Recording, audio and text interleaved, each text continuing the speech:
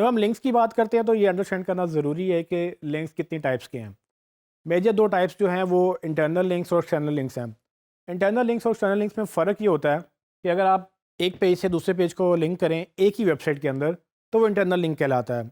For example हमारी mobile store की जो वेबसाइट की एग्जांपल थी उसमें मैं होम पेज से अपने अबाउट के पेज पे या कॉन्टैक्ट पेज पे लिंक करूँ तो गूगल जब मेरे होम पेज पर आएगा तो वो अबाउट कॉन्टैक्ट दूसरे पेजेस पर भी जाएगा क्योंकि मैंने लिंक किया हुआ है।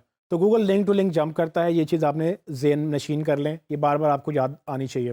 सो Google link to link jump करता है, जब वो मेरे होम पेज पे आएगा वो देखेगा इस पे अबाउट पेज पे भी लिंक जा रहा है, उस पे भी जाएगा, उस पे देखेगा कि कॉन्टैक्ट पे भी जा रहा है, वो सब पेजेस पे जाएगा और सब ऐसे क्रॉल करता जाएगा और अल्टीमेटली मेरी पूरी वेबसाइट क्रॉल कर लेगा क्योंकि हर पेज लिंक टू लिंक जुड़ा हुआ होगा। हमने पेज स्ट्रक्चर में ये बात की थी, अच्छा स्ट्रक्चर होगा तो गूगल उसको अच्छी तरह क्रॉल भी कर सकेगा।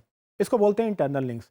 वो सारे लिंक्स जो मेरी वेबसाइट यानी कि मेरी डोमेन के अंदर ही रहकर चल रहे होंगे। तो मेरी डोमेन अगर uस्मान.com है या uस्मान.co है, अगर उस पे लोग उस पे गूगल आता है और मेरे सारे लिंक्स uस्मान.com पे ही रीडायरेक्ट हो रहे हैं, तो बेसिकली क्या होगा कि मुझे वो सारे इंटरनल लिंक्स के तौर पे काउंट होंगे।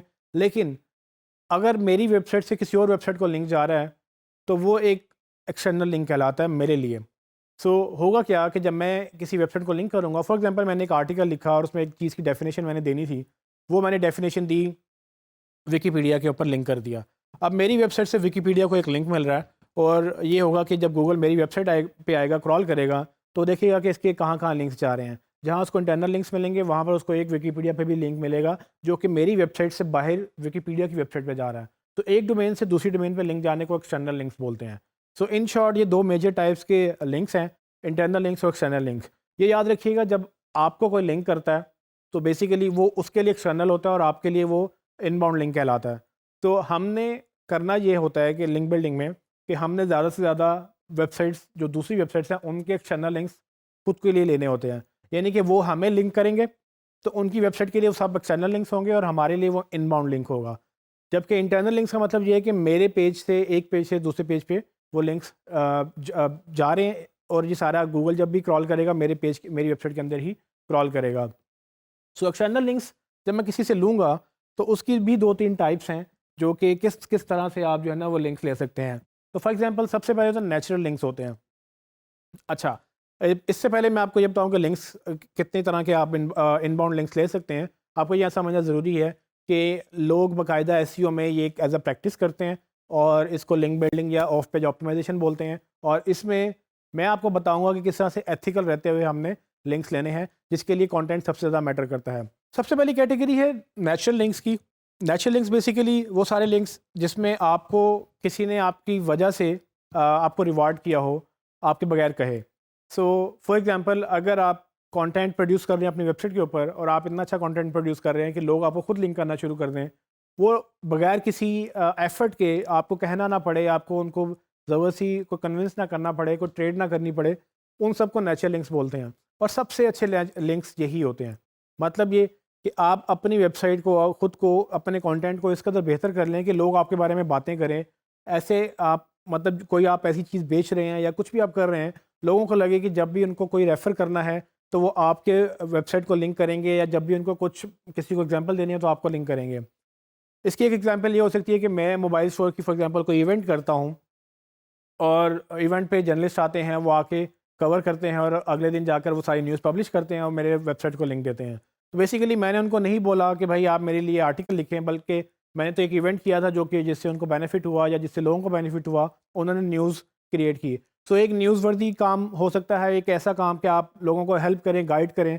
जैसे कि हाउ टू बाय मोबाइल्स हमने पहले बात की थी कंटेंट के अंदर। अगर आप एक गाइड लिखते हैं या आप ऐसा कुछ कंटेंट, एक आर्टिकल लिखते हैं, और अगर किसी को लगता है कि जी वो लोगों को मसला होता है और वो जब भी कोई पूछे कि गाइड मतलब मुझे चाहिए, कहाँ करूँ, कहाँ से मैं हासिल करूँ, तो वो आपको लिंक कर सकता है।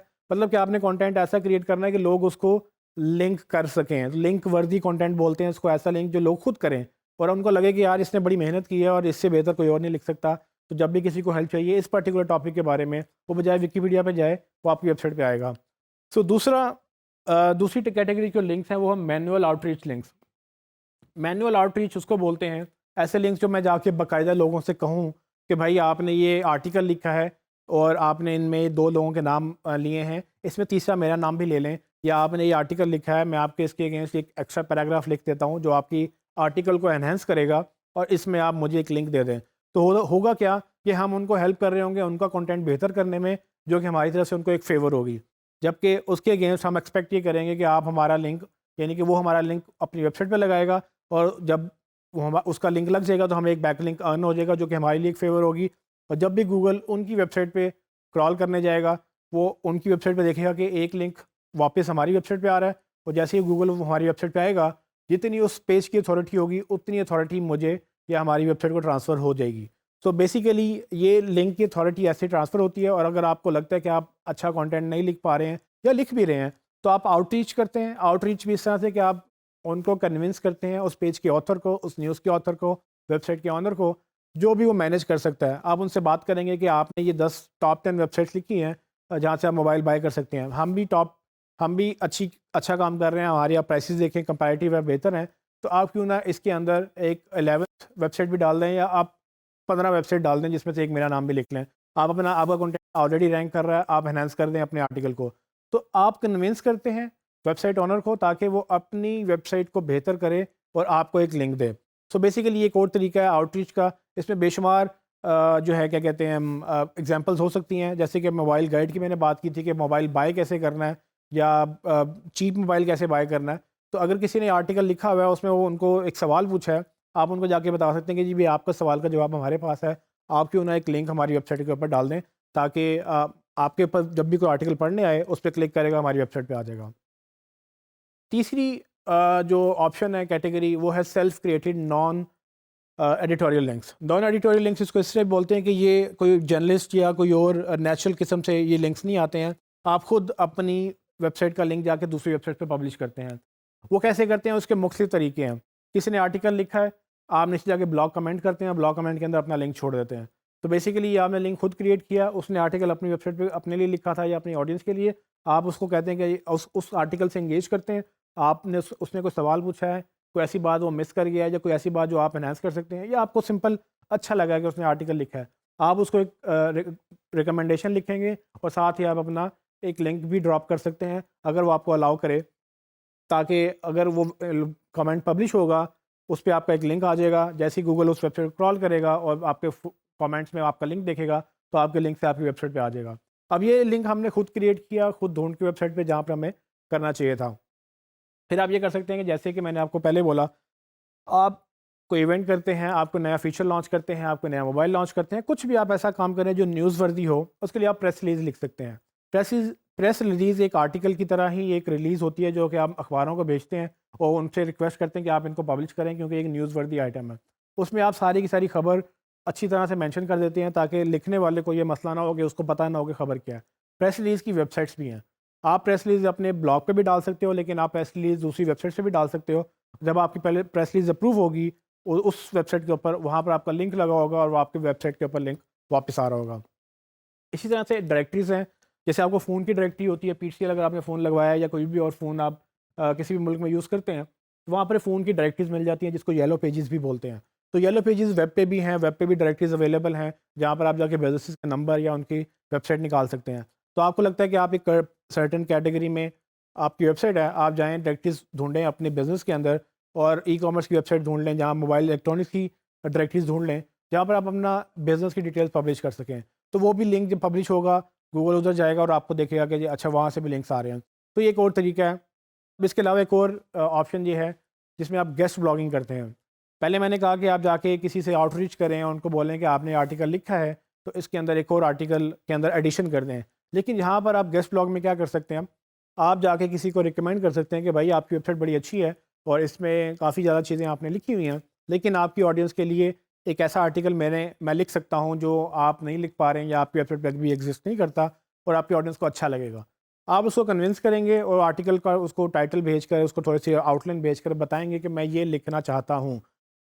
अगर वो आपको अलाउ करेगा, आप आर्टिकल पूरा लिखेंगे जो कि उनकी ऑडियंस को हेल्प करेगा, लेकिन अल्टीमेटली आप जब सिग्नेचर में, यानी कि नीचे ऑथर की डिटेल्स आएंगी, आप उस ऑथर की डिटेल्स में अपना नाम, अपनी डिस्क्रिप्शन और अपने लिंक्स ड्रॉप कर सकते हैं। ये आपको पहले बात करनी पड़ेगी उस वेबसाइट के ऑनर से कि भाई मुझे कितने लिंक अलाउड हैं। वो हो सकता है आपको खुद बता दे कि भाई आप लिंक्स नहीं लगा सकते, या आप लगा सकते हैं तो 1 या 2 लिंक्स लगा सकते हैं, उससे ज़्यादा नहीं। तो आपने देखना है कि कितने लिंक्स की आपको इजाज़त मिली है। आप उस लिंक्स को उस तरह से उसको पब्लिश करें और उसके बाद जो है जब जैसे ही वो आर्टिकल पब्लिश होगा, गूगल उस वेबसाइट के ऊपर जाएगा, वो देखेगा कि लिंक्स आपकी वेबसाइट पे आ रहे हैं, तो आपको वहाँ से भी लिंक की वैल्यू मिलेगी। तो ये इसके अलावा बेशुमार ये तरीके लिखे हुए हैं जो कि इन डिटेल बहुत डिटेल में चले जाएँगे। आप इनमें से डिफरेंट तरीकों अडॉप्ट करके अपने लिंक्स बिल्ड कर सकते हैं। इन शॉर्ट हमें ऑन पेज तो करनी होती है, लेकिन लिंक्स भी हमें बनाने होते हैं और लिंक्स का मैंने आपको एक समरी ऑलमोस्ट दे दी है कि लिंक्स आप किस किस तरह से बना सकते हैं। ये टोटली एक क्रिएटिव प्रोसेस है। इसमें जितना आप इसको ज़्यादा प्रैक्टिस करेंगे उतना ज़्यादा आप इंटेलिजेंट होते जाएंगे इस मामले में कि कैसे आपने लिंक्स लेने हैं, कहाँ से लिंक्स लेने हैं और कैसे कैसे इसको बेहतर करते जाना है।